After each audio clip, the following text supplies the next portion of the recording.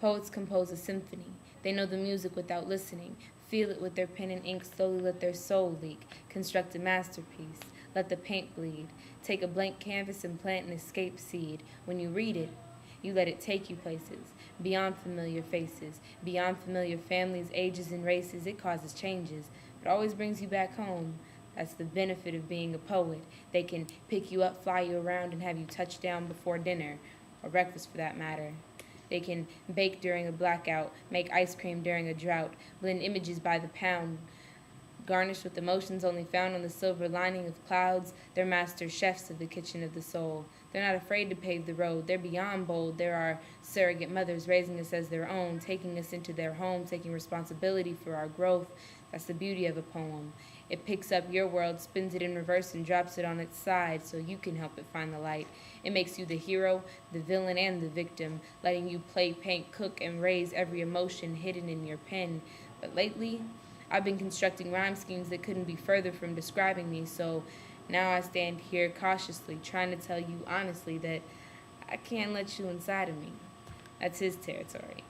And for all you gutter-minded adolescents, I really am talking about my writing. Okay, I might be slightly subliminally referring to my body, because when he kisses my forehead, all my thoughts are forfeited.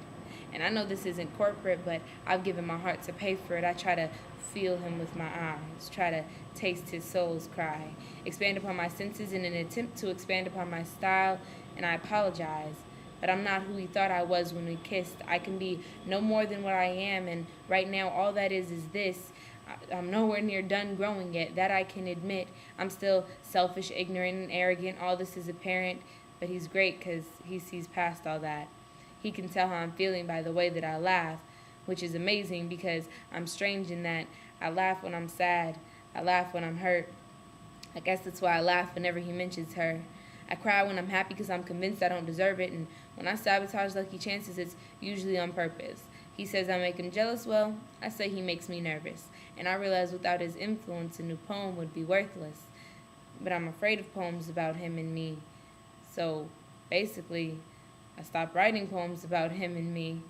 And I really thought it'd be that easy. But I look at my journal and I hate what I'm reading. My soul's bleeding and there's no notebook to catch it, no ink to blend with it, no outlet to express it. So I revert back to love poems. Just a little something to remind me of the good moments. They kind of encourage me when I start feeling hopeless, when it seems I'm the only thing that can't catch his focus. While he's at school practicing and I'm at home stuck in my fantasy, it keeps me looking forward to him asking me, "So, how was your day?" And that's a laugh out of joy, I can honestly say, because without him asking me that question, the sweetness of my dreams is at stake. So I guess really what this has taught me is the key to good poetry. Before I can be correct politically, I gotta get right emotionally. And if I laugh or cry when reading my own lines, I know that's how it's supposed to be.